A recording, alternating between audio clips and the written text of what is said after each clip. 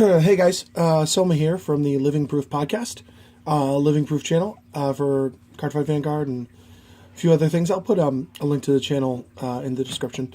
Here with my main clan Gears deck build, and I've been playing this one off and on for a couple weeks now, and it's a lot smoother than the other decks I was running.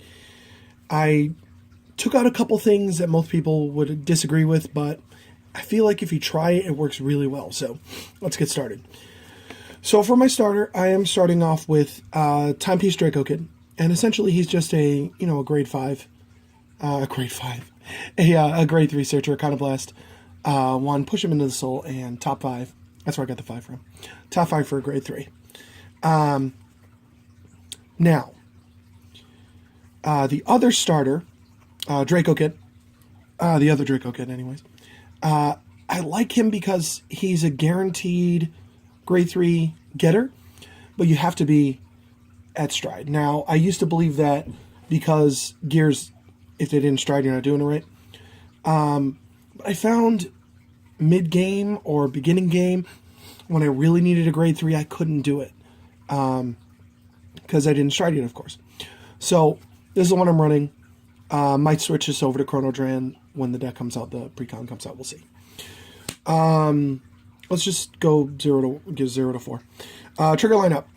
I am running 4 Lucky Pots.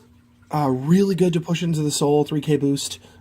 Pretty classic skill, but it's nice to have the soul for the reason of using GG skill, which I'll get into in a minute. So 4 of these. Got to do the card flip. 4 heals, of course. Not much to say about heals. You know the heals. 4 crits. I was debating which crit picture I like the best. I think this is the one I like the best from recent set. 4 of those. And very, very importantly, 4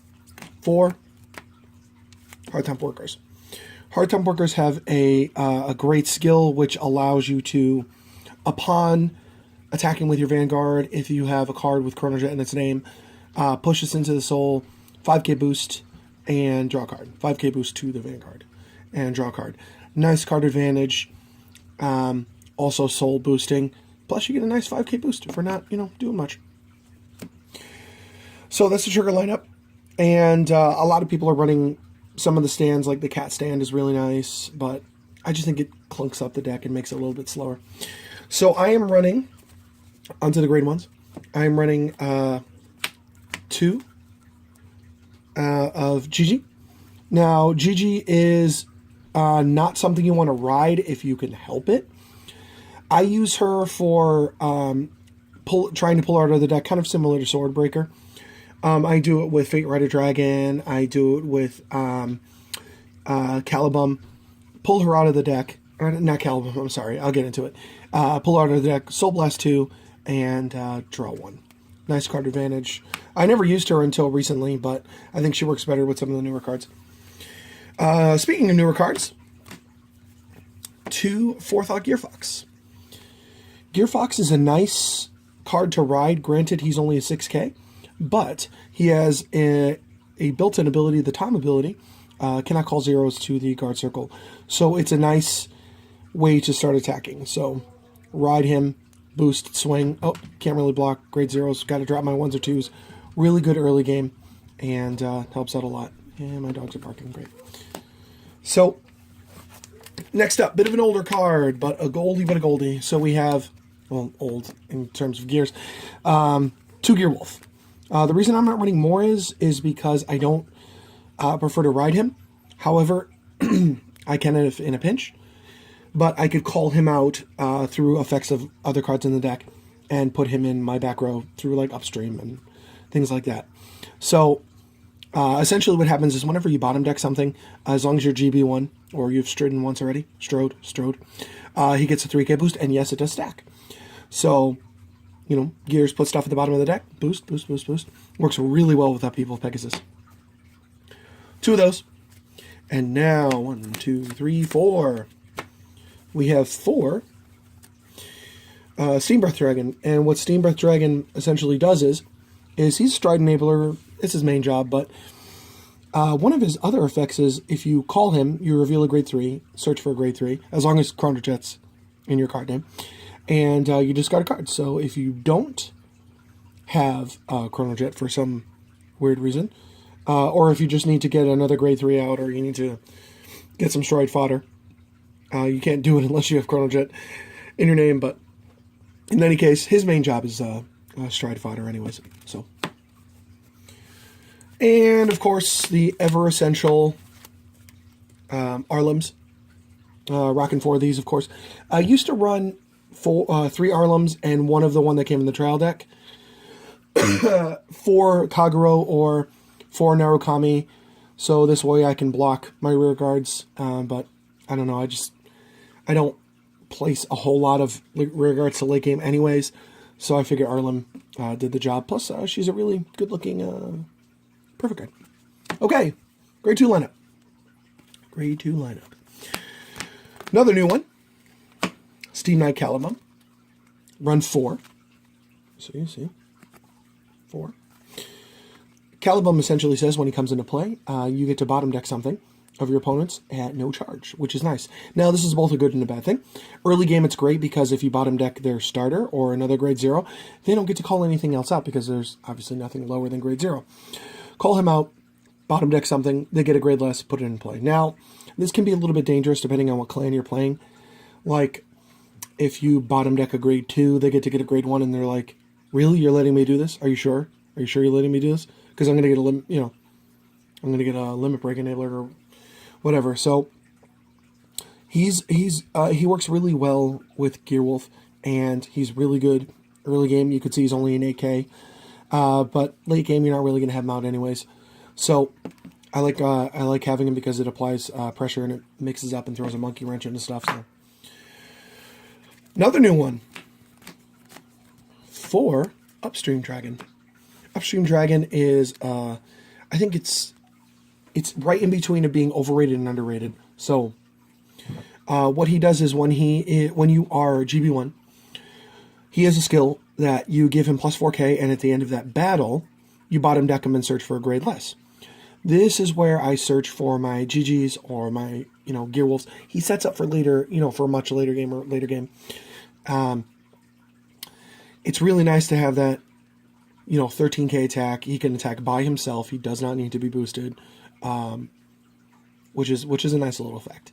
So for Upstream Dragon, it works really well with the rest of my grade 1s.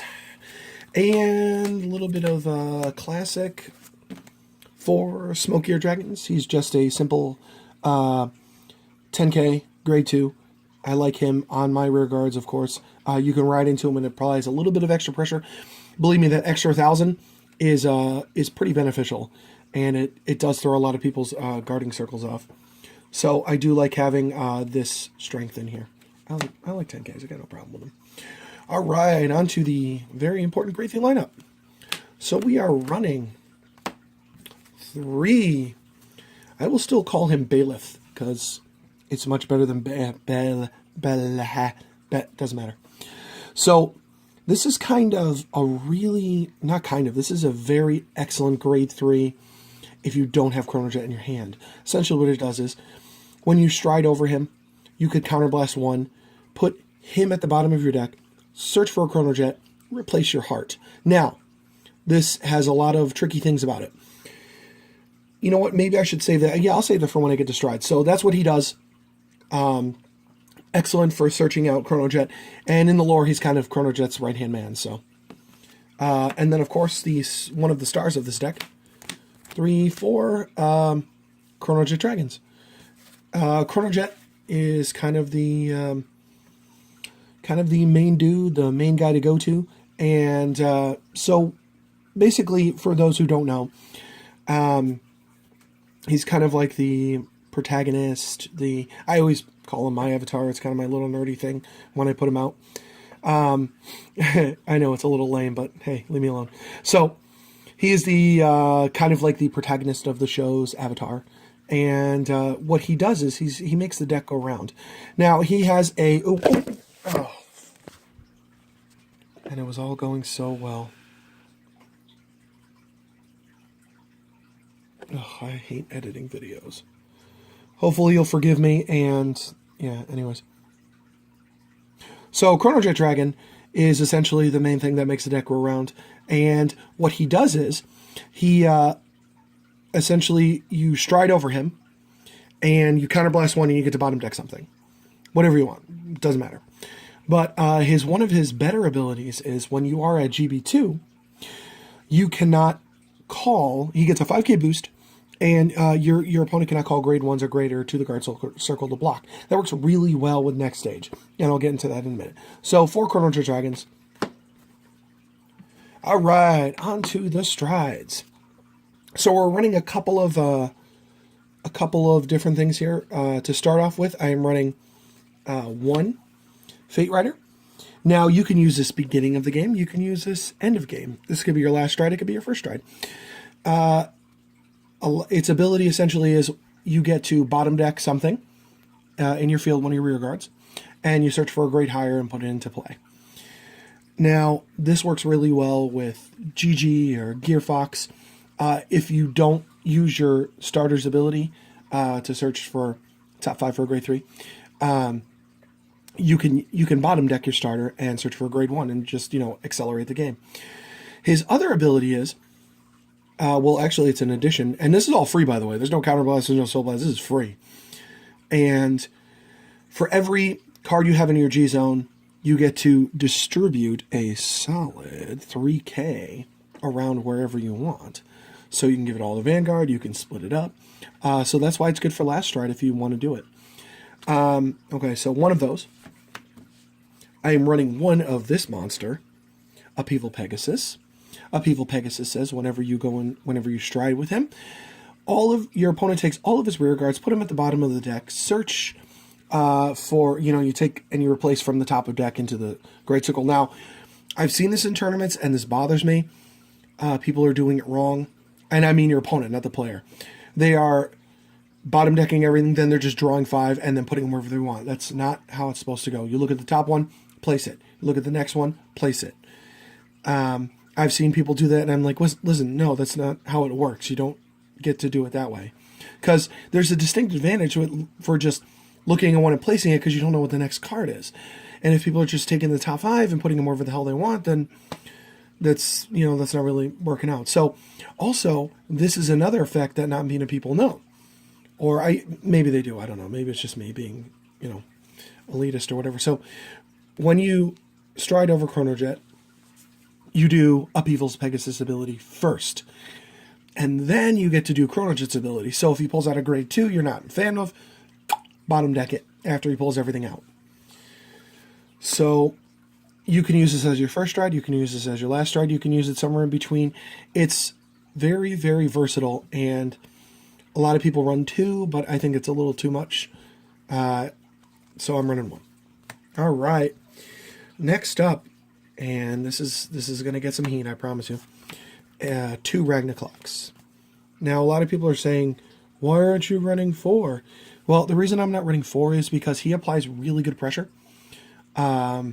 But to run 4, every time let me tell you his ability. You counterblast 1, Persona Blast 1, opponent cannot call zeros, and he gets a crit. Which is fantastic. But every single time I do this, my opponent has a perfect guard. Because they know I'm playing gears, so they're saving that Ragnaclock money. And they're like, okay, I know he's going to Ragnaclock. I know he's going to Ragnaclock. I only run 2 because I want to do it when I know they have no perfect guards. And, you're thinking, well, you should do that anyways, but have the ability to do it twice. Well, I like my next stride much better than Ragnaclock because of the pressure it adds. I am running, yes, on to the next stage. I'm running 4, oh, there we go. I'm running 4 Chrono Dragon next stage. I like the pressure this builds over Ragnaclock because it allows you to pseudo restand. What I mean by that is, so you swing with him, don't use the booster behind, and you drive check 3, counterblast 1, yes, that's all it costs, discard 3, Persona Blast, and remove him and restand Chrono Jet Dragon, not restand Chrono Dragon next stage. This triggers Chrono Jet Dragon's innate ability of you're already at GB2 because his skill doesn't work unless you are at, unless you have at least 2 in the G zone. So Chrono Jet Dragon's ability goes off, and he gets a 5e boost, and you can't block with grade 1s or higher.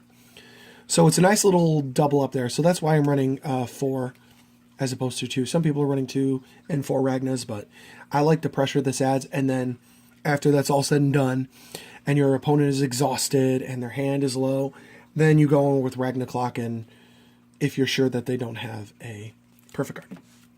So there we go, guys. That is my Gear Chronicles deck build, and I hope you enjoy it. Give it a shot, and please like and subscribe. That I know a lot of people say, oh, that helps a lot. Well, it really actually does help a lot. I have a lot else on my channel. I have a lot of playthroughs, gaming playthroughs. I'll have more deck profiles, and also I'm going to leave a link below for the Living Proof podcast, which I am on. And subscribe and like to Living Proof as well. We do some really awesome podcasts, and we have a good time with those, and I think they're pretty funny. So, hit me up on YouTube, and maybe we can do some games. I like doing Skype games. I like going on the old-fashioned card fight area, and hopefully the new one coming out soon is going to be pretty sweet. So, in any case, keep it here for some deck profiles. Thank you.